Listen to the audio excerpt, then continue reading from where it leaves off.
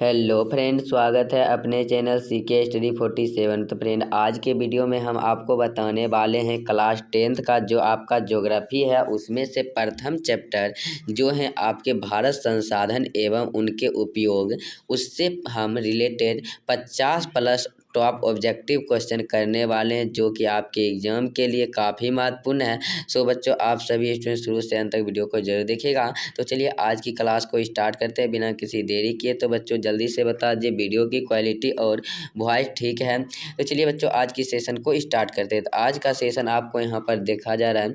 First number question है, कोयला किस प्रकार का संसाधन है? नवीकरणीय, अनवीकरणीय, जैव, अजैव। तो बच्चों कोयला जो है एक अनवीकरणीय संसाधन है। अनवीकरणीय संसाधन उन्हें कहते हैं जो सीमित मात्रा में पृथ्वी पर उपलब्ध हो और वह कुछ आने वाले समय में क्या हो तो खत्म हो जाएगा, उसे अनवीकरणीय संसाधन कहते हैं। चलिए 2 नंबर क्वेश्चन है, सौर ऊर्जा निम्न में से कौन सा संसाधन है? तो सौर ऊर्जा बच्चों आपको बताना है कि मानवकृत है, पुनः पूर्ति योग्य है, या अजैव है, या चक्रीय है। तो बच्चों सौर ऊर्जा जो है पुनः पूर्ति योग्य क्या है तो संसाधन है, ऑप्शन नंबर बी हो जाएगा। यदि नवीकरणीय रहता तो सौर ऊर्जा एक नवीकरणीय ऊर्जा स्रोत है, आपको इसे भी याद रखना है। क्वेश्चन नंबर 3 का जरा बच्चों, तट रेखा से कितने किलोमीटर क्षेत्र सीमा अवर्जक आर्थिक क्षेत्र कहा जाता है? तट रेखा से कितने किलोमीटर तक के क्षेत्र को बच्चों सीमा अवर्जक आर्थिक क्षेत्र कहा जाता है? तो यह 200 नॉटिकल मील जो होता है बच्चों, 200 NM है, इसका अर्थ होता है नॉटिकल मील। बिल्कुल correct answer option number B हो जाएगा, जो कि सीमा अवर्जक आर्थिक क्षेत्र कहा जाता है। क्वेश्चन नंबर 4 आपको स्क्रीन पर दिख रहा है, कहा डाकुओं के अर्थव्यवस्था का संबंध है। तो डाकुओं का अर्थव्यवस्था का जो संबंध है बच्चों आपको बताना, संसाधन के संग्रहण से, संसाधन के नियोजित विद्रोहन से, संसाधन के नियोजित विद्रोहन से, इनमें से कोई नहीं। तो बच्चों संसाधन के अनियोजित विद्रोहन से है डाकुओं की अर्थव्यवस्था का जो संबंध है, ऑप्शन नंबर बी बिल्कुल करेक्ट आंसर हो जाएगा। अगली क्वेश्चन आपको यहाँ पर 5 नंबर क्वेश्चन है, इस क्वेश्चन का आंसर दीजिएगा। यदि बच्चों अभी तक आपको यदि वीडियो थोड़ी भी समझ आ रहा है तो वीडियो को लाइक करें, और आप चैनल पर तो चैनल को सब्सक्राइब करें। वीडियो के डिस्क्रिप्शन व्हाट्सएप ग्रुप का लिंक है, तो आप हमारे व्हाट्सएप ग्रुप में जुड़ जाएँ और सभी अपने स्टडी ग्रुप में वीडियो को शेयर कर दें। चलिए 5 नंबर क्वेश्चन को देखिए, कहा जा रहा है समुद्री क्षेत्र में राजनीतिक सीमा के कितने किलोमीटर क्षेत्र तक संपदा निहित है? तो बच्चों यहाँ पर 19.2 किलोमीटर क्षेत्र में, समुद्री क्षेत्र में क्या है तो यहाँ पर क्या है तो राष्ट्रीय संपदा निहित है, इसलिए ऑप्शन नंबर डी बिल्कुल करेक्ट आंसर हो जाएगा। और काफ़ी महत्वपूर्ण ये सभी प्रश्न है, ये सभी NCERT के प्रश्न है बच्चों, और प्रत्येक साल ये प्रश्न पूछे गए हैं। कहा जा रहा है पंजाब में भूमि निम्नीकरण का मुख्य कारण क्या है? तो पंजाब जो है राज्य, उसमें भूमि निम्नीकरण का मुख्य कारण है अधिक सिंचाई, ऑप्शन नंबर डी बिल्कुल करेक्ट आंसर हो जाएगा। अगली क्वेश्चन की तरफ बढ़ते हैं। अगला क्वेश्चन आपको 7 नंबर क्वेश्चन स्क्रीन पर दिख रहा होगा, सोपानी कृषि किस राज्य में प्रचलित है बच्चों? तो सोपानी कृषि जो आपका है यहाँ पर उत्तराखंड में क्या है प्रचलित है, और काफ़ी महत्वपूर्ण क्वेश्चन है, बहुत ही इंपॉर्टेंट। अगली क्वेश्चन 8 नंबर क्वेश्चन है, बताना है कि मरुस्थलीय मृदा का विस्तार निम्न में से कहाँ है? तो मरुस्थलीय मृदा का जो विस्तार है वह निम्न में से राजस्थान में है, क्योंकि राजस्थान में आप जानते हैं कि सिर्फ बालू ही बालू है, तो वहाँ पर मरा हुआ मृदा है। तो मरुस्थलीय मृदा का विस्तार ऑप्शन नंबर बी क्या है, राजस्थान में है। अगली क्वेश्चन आपको यहाँ पर 9 नंबर क्वेश्चन है, आपको बताना है काजरा मेढक के प्रजनन को नष्ट करने वाला रसायन कौन है? मेढक जो होते हैं उसके प्रजनन क्षमता को नष्ट करने वाला रसायन होता है, वह कौन सा है? तो बच्चों यहाँ पर आपको बेंजीन, यूरिया, एड्रीन और फास्फोरस है। तो एड्रीन एक ऐसा रसायन है जो कि मेढक के प्रजनन क्रिया को बाधित कर देता है, नष्ट करने वाला रसायन है, इसलिए ऑप्शन नंबर सी बिल्कुल करेक्ट आंसर हो जाएगा। अगला क्वेश्चन 10 नंबर क्वेश्चन है, आपको बताना है काली मृदा का दूसरा नाम क्या है? तो काली मृदा का दूसरा नाम बताना है बलुई मृदा, रेगुल मृदा, लाल मृदा, पर्वतीय मृदा। तो बच्चों काली मृदा का दूसरा नाम जो है वह रेगुल मृदा है, और काफ़ी महत्वपूर्ण और प्रत्येक साल ये क्वेश्चन पूछे गए हैं। आप क्वेश्चन बैंक उल्टाकर देख सकते हैं, आपको वहाँ पर देखने के लिए मिलेगा। क्वेश्चन नंबर 11 है, बृहद क्षेत्र में जल की उपस्थिति के कारण पृथ्वी को कहते हैं? तो बृहद क्षेत्र में जल की उपस्थिति के कारण पृथ्वी को जो कहा जाता है बच्चों आप जानते होंगे नीला ग्रह कहा जाता है। काफ़ी महत्वपूर्ण क्वेश्चन है ये सभी। अगली क्वेश्चन आपको बच्चों यहाँ यहाँ पर 12 नंबर क्वेश्चन है, कहा जा रहा है क्या, तो कुल जल का कितना प्रतिशत भाग महासागर में निहित है। तो बच्चों जो पृथ्वी पर पाया जाता है 71% जल पाया जाता है, इसमें से कितने प्रतिशत महासागर में निहित है, तो इतना का जो है यहाँ पर 96.6% महासागरों में निहित है। बिल्कुल correct answer option number D हो जाएगा। अगली क्वेश्चन की तरफ बढ़ते हैं। अगला क्वेश्चन आपको यहाँ पर बताना है। चलिए, कहा जा रहा है, सॉरी, यहाँ पर मैंने आपको 71% पर भूमि है, तो मैं जल है, तो पृथ्वी पर 71% क्षेत्र पर जल का विस्तार है, 71% पर, उतना का 96% महासागरों में है। बच्चों आपको समझ में आ गया होगा। चलिए यहाँ पर 30 नंबर क्वेश्चन है, देश के बांधों को भारत का मंजिल किसने कहा था। तो देश के बांधों का भारत का मंजिल जो कहते हैं वह पंडित जवाहरलाल नेहरू ने कहे थे। ऑप्शन नंबर सी बिल्कुल करेक्ट आंसर हो जाएगा। अगली क्वेश्चन आपको बताना है, प्राणियों के शरीर में कितना प्रतिशत जल की मात्रा निहित होती है। 55%, 60%, 65%, 70%। तो प्राणियों के शरीर में जो होती है जल की मात्रा 65% निहित होती है, इसलिए ऑप्शन नंबर सी बिल्कुल करेक्ट आंसर हो जाएगा। अगला क्वेश्चन 15 नंबर क्वेश्चन है, बताना है कि बिहार में अति जल दोहन से किस तत्व का संकेंद्रण बढ़ा है। तो यहाँ पर फ्लोराइड का, क्लोराइड का, आर्सेनिक का, लोहा का। तो बिहार में अति जल दोहन से आर्सेनिक तत्व का संकेंद्रण बढ़ा है, इसलिए ऑप्शन नंबर सी बिल्कुल करेक्ट आंसर हो जाएगा। अगली क्वेश्चन आपको 16 नंबर क्वेश्चन है, कहा जा रहा है कि आधुनिक सभ्यता का रीढ़ किसे कहा जाता है। तांबा, लोहा, चांदी, मैग्नीज। तो आधुनिक सभ्यता का रीढ़ जो कहा जाता है बच्चों, वह लोहा को कहा जाता है। ऑप्शन नंबर बी बिल्कुल करेक्ट आंसर हो जाएगा। अगली क्वेश्चन की तरफ बढ़ने से पहले आप यदि बच्चों आपको यदि वीडियो थोड़ी सी भी अच्छी लग रहा होगा तो आप वीडियो को लाइक करें और अपने सभी स्टडी ग्रुप में वीडियो को शेयर करें। और आपको इसका PDF बिल्कुल फ्री में लेना है ऑल सब्जेक्ट का, तो वीडियो के डिस्क्रिप्शन में व्हाट्सएप ग्रुप का लिंक है, तो आप वहाँ ज्वाइन जरूर हुए। चलिए, भारत में कितने प्रकार के मृदा पाई जाती है। तो भारत में कितने प्रकार की मृदा पाई जाती है। तो भारत में 6 प्रकार की मृदा पाई जाती है। तो आप 6 प्रकार का कौन कौन सा होता है नाम जरूर बताइएगा। जलोढ़ मृदा होता है, रेगुल मृदा होता है, काली मृदा होती है और बांगर मृदा होती है। तो बहुत प्रकार के होते हैं बच्चों, आप उसका कमेंट में जरूर बताइएगा। 6 प्रकार की होती है। 18 नंबर क्वेश्चन है, भारत में प्रथम जल विद्युत संयंत्र की स्थापना कहाँ हुई थी। तो भारत में प्रथम जल विद्युत संयंत्र की स्थापना जो हुई थी वह दार्जिलिंग में हुई थी। ऑप्शन नंबर सी बिल्कुल करेक्ट आंसर हो जाएगा। अगली क्वेश्चन की तरफ बढ़ते हैं बच्चों। अगला क्वेश्चन आपको 19 नंबर क्वेश्चन है, कहा जा रहा है एशिया का सबसे बड़ा परमाणु विद्युत गृह कहाँ है। तो इस्लामाबाद, तारापुर, पटना, मुंबई। तो एशिया का सबसे बड़ा परमाणु विद्युत गृह जो है वह तारापुर है। ऑप्शन नंबर बी बिल्कुल करेक्ट आंसर हो जाएगा। अगली क्वेश्चन की तरफ बढ़ते हैं बच्चों। अगला क्वेश्चन आपको यहाँ पर 20 नंबर क्वेश्चन है, बताना है आपको क्या, भारत के किस राज्य में मरुस्थलीय मृदा पाई जाती है। बच्चों ये क्वेश्चन दोबारा रिपीट हो गया है। तो राजस्थान राज्य में मरुस्थलीय मृदा पाई जाती है। ऑप्शन नंबर सी बिल्कुल करेक्ट आंसर हो जाएगा। अगली क्वेश्चन आपको 21 नंबर क्वेश्चन है, कहा जा रहा है क्या, हमारे पास पेट भरने के लिए बहुत कुछ है लेकिन पेटी भरने के लिए नहीं, ऐसा किसने कहा था या यह कथन किसका है। तो यह कथन जो आपका है महात्मा गांधी का यह कथन है। महात्मा गांधी ने कहे थे कि हमारे पास पेट भरने के लिए बहुत कुछ है, इसलिए ऑप्शन नंबर ए बिल्कुल करेक्ट आंसर हो जाएगा। हमारे लिए पेट भरने के लिए बहुत कुछ है लेकिन पेटी भरने के लिए नहीं, महात्मा गांधी ने कहे थे। चलिए 22 नंबर क्वेश्चन है, किसी देश का आर्थिक विकास का रीढ़ होता है। तो किसी देश का आर्थिक विकास का रीढ़ जो होता है वह क्या होता है, संसाधन होता है। संसाधन में ही ऊर्जा आ जाएगा, खनिज आ जाएगा, जल आ जाएगा, ये सभी क्या है, संसाधन है। तो ऑप्शन नंबर ए बिल्कुल करेक्ट आंसर हो जाएगा। अगली क्वेश्चन की तरफ बढ़ते हैं बच्चों। अगला क्वेश्चन आपको 23 नंबर क्वेश्चन है, कहा सौर ऊर्जा निम्न में से कौन सा संसाधन है। और नवीकरणीय, जैव और चक्रीय। तो बच्चों सौर ऊर्जा मैंने बताए थे नवीकरणीय संसाधन होते हैं और इसे पुनः पूर्ति योग्य संसाधन भी कहा जाता है। अर्थात आप सौर ऊर्जा को निर्माण नहीं कर सकते हैं, वो स्वयं प्राकृतिक का देन है। सूर्य से प्रकाश निकलता है और आप उसका जितना यूज करना चाहते हैं कर सकते हैं, कभी खत्म नहीं होने वाला है, इसलिए वह नवीकरणीय संसाधन है। और नवीकरणीय संसाधन उसे कहते हैं जो सीमित मात्रा में हो और कुछ समय के बाद वह क्या हो, खत्म हो जाए। उसे आणविक कन्या संसार। चलिए 24 नंबर क्वेश्चन है, सबसे बड़ा जल संग्रह क्या होता है? तो बच्चों सबसे बड़ा जल संग्रह अभी तुरंत मैंने बताया था महासागरों में, क्योंकि महासागरों में 96.6% जल पाया जाता है। आपको इसे याद रखना है। महासागर में सबसे अधिक मात्रा में जल पाया जाता है, जो कि 6.6%। अगली क्वेश्चन की तरफ बढ़ते हैं बच्चों। अगला क्वेश्चन आपको 25 नंबर क्वेश्चन है, काजरा भारत का राष्ट्रीय पक्षी निम्न में से कौन सा? यहाँ पर बताना है। तो मोर है, कबूतर है, बत्तख है, तोता है। तो भारत का राष्ट्रीय पक्षी जो है वो मोर है बच्चों। ऑप्शन नंबर ए बिल्कुल करेक्ट आंसर हो जाएगा। और भारत का राष्ट्रीय पक्षी कौन सा, पशु कौन सा बताना है। तो भारत का राष्ट्रीय पशु निम्न में से कौन सा है? कमेंट करके जरूर बताना है। 26 नंबर क्वेश्चन का आपको आंसर जो देना है कमेंट सेक्शन में देना है बच्चों। इसका आंसर क्या होगा?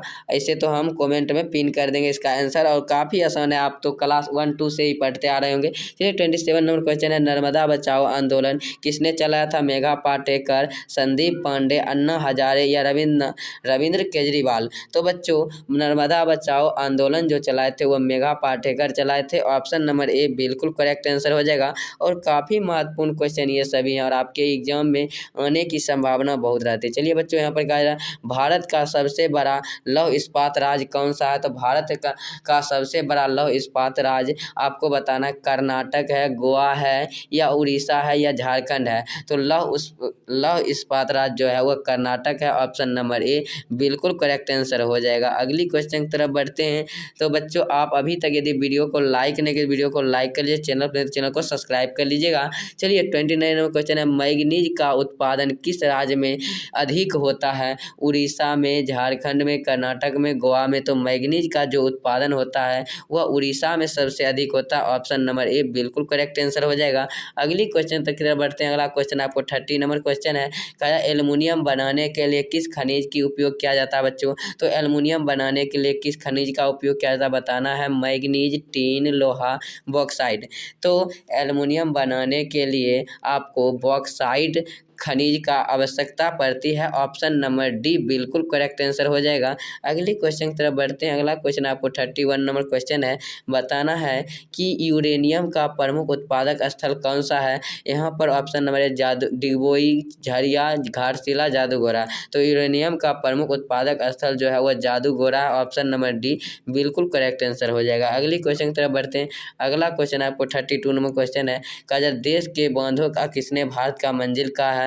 तो महात्मा गांधी, राजेंद्र प्रसाद, पंडित नेहरू, विवेकानंद। तो देश के बांधों का भारत का मंजिल जो कहा है वह किसने कहा? तो पंडित नेहरू ने देश के बांधों का भारत का मंजिल का। ऑप्शन नंबर सी बिल्कुल करेक्ट आंसर हो जाएगा। अगला क्वेश्चन आपको 33 नंबर क्वेश्चन है, किस राज्य में खनिज तेल का विशाल भंडार है? असम में, राजस्थान में, बिहार में, उत्तर प्रदेश में। तो आपको खनिज तेल का विशाल भंडार जो है वह असम में है। ऑप्शन नंबर ए बिल्कुल करेक्ट आंसर हो जाएगा। अगली क्वेश्चन की तरफ बढ़ते हैं बच्चों। अगला क्वेश्चन आपको 34 नंबर क्वेश्चन है, बताना है निम्न में से कौन सा ऊर्जा स्रोत और नवीकरणीय स्रोत है? निम्न में से कौन सा ऊर्जा स्रोत और नवीकरणीय स्रोत है? यहाँ पर ऑप्शन नंबर ए जल, ऑप्शन नंबर बी सौर ऊर्जा, option number C petroleum, option number D पवन। तो यहाँ पर और नवीकरणीय ऊर्जा स्रोत है option number C petroleum. Petroleum जो बच्चों है वह क्या है? तो वह आपको सीमित मात्रा में है। क्या है? तो वह आपको सीमित मात्रा में, और कुछ समय आने के बाद ये पेट्रोलियम खत्म हो जाएगा, इसलिए इसे अनवीकरणीय। लेकिन आप जल जितना भी यूज करना है कर लीजिए, कभी खत्म नहीं होगा। सौर ऊर्जा कभी खत्म नहीं होगा। पवन अर्थात हवा जो होती है वो कभी खत्म नहीं होगा। ये नवीकरणीय संसाधन है। यहाँ पर 35 नंबर क्वेश्चन है, बताना है कि कौन प्राथमिक ऊर्जा का उदाहरण नहीं है? कोयला, पेट्रोलियम, प्राकृतिक गैस, सौर ऊर्जा। तो यहाँ पर प्राथमिक ऊर्जा का उदाहरण नहीं है। तो ऑप्शन नंबर जो है डी सौर ऊर्जा जो है वह क्या है? तो प्राथमिक ऊर्जा का उदाहरण है। ऑप्शन नंबर डी बिल्कुल करेक्ट आंसर हो जाएगा।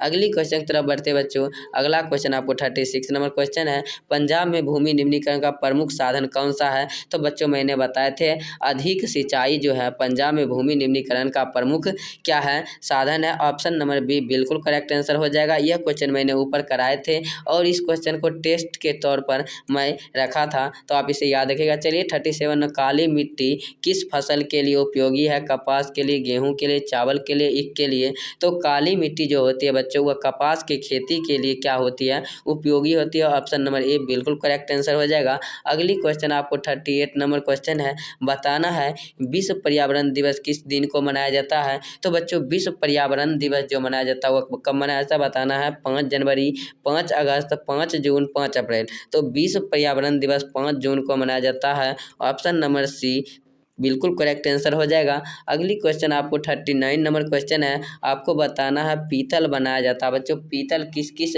तत्व से बनाया जाता है?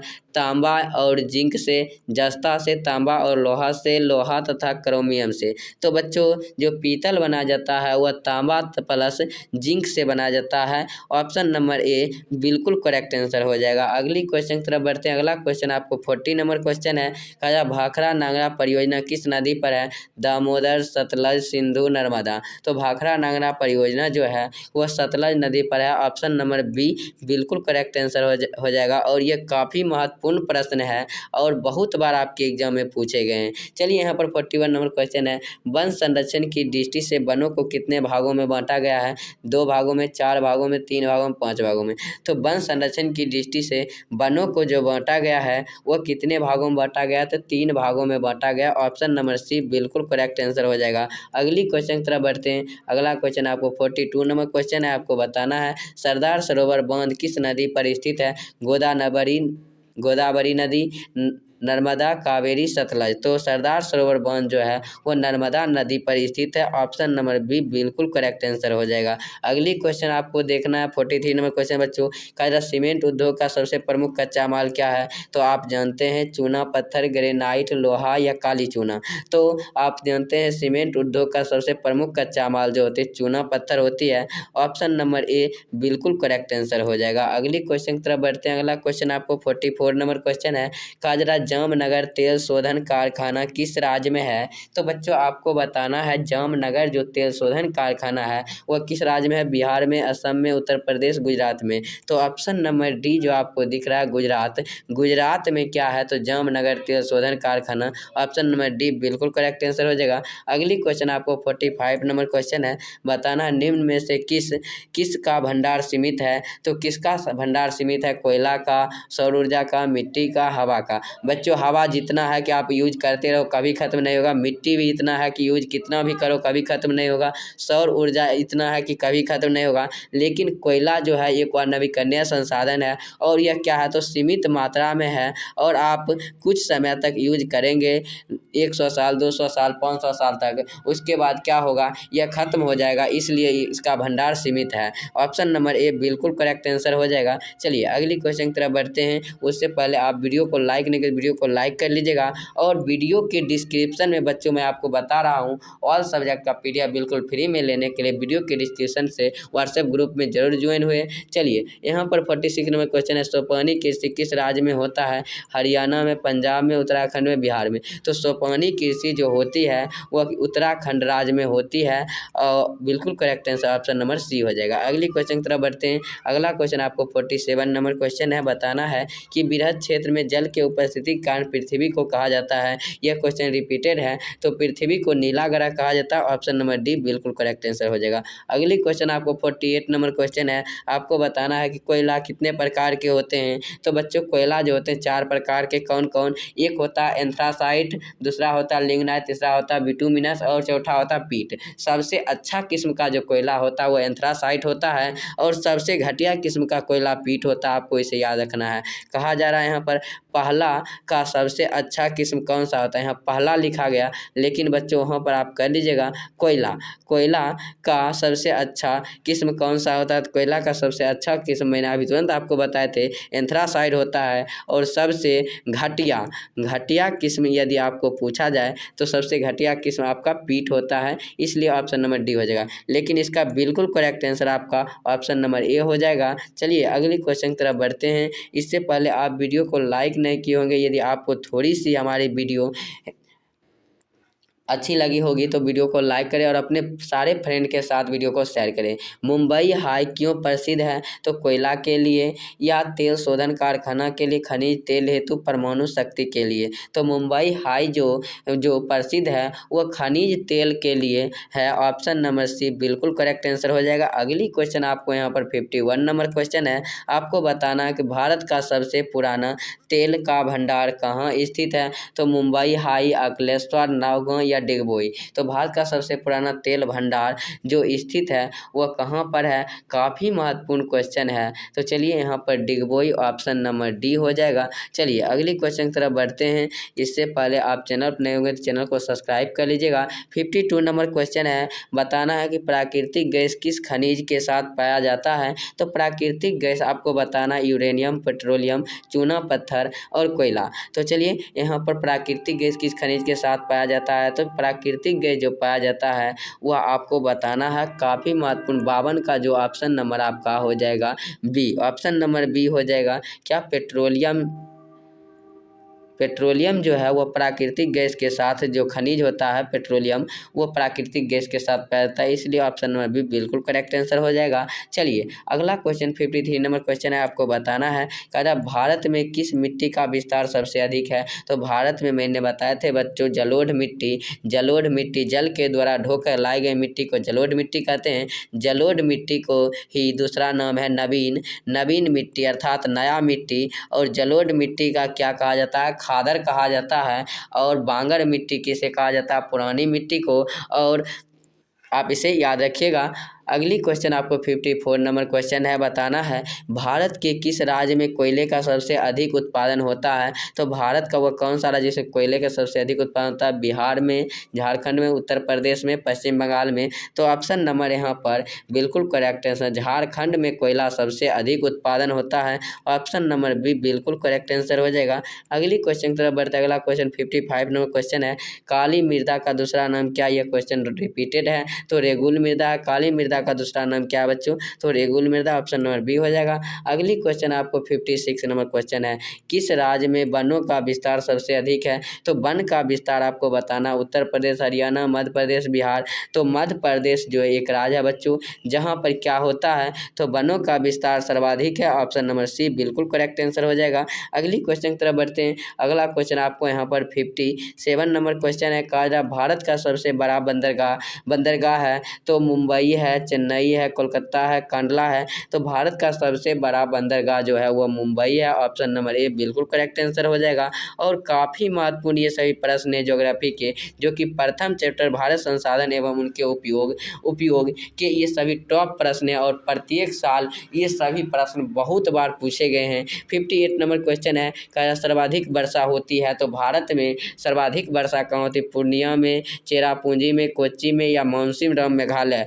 मानसीनराम कहाँ पर है बच्चों? तो मेघालय में है। तो सर्वाधिक वर्षा जो होती है वो मानसीनराम मेघालय में होती है, इसलिए ऑप्शन नंबर डी बिल्कुल करेक्ट आंसर हो जाएगा। तो बच्चों आप अभी तक यदि वीडियो को लाइक नहीं, वीडियो को लाइक कर लीजिएगा, चैनल को सब्सक्राइब कर लीजिएगा। तो बच्चों आज के जो वीडियो के लास्ट क्वेश्चन है और यह क्वेश्चन आपके होमवर्क है। HW देखिए लिखा हुआ है, निम्न में से कौन सा रबी फसल है? तो बच्चों आपको बताना है यहाँ पर रबी फसल कौन सा है? गेहूँ, चावल, मटर, इनमें से कोई नहीं। तो कमेंट करके वीडियो के ख़त्म होते ही बच्चों कमेंट करके आपको बताना है कि निम्न में से कौन सा एक रबी फसल है, आपको बताना है कमेंट करके। और इस क्वेश्चन का आंसर बच्चों आपको यदि पता है तो ज़रूर लिखें, नहीं पता भी है तो आप गूगल से करके ज़रूर लिखिएगा। अगले वीडियो में मैं आपको बताऊँगा। Thank you for watching. बहुत बहुत धन्यवाद। जय हिंद, जय भारत।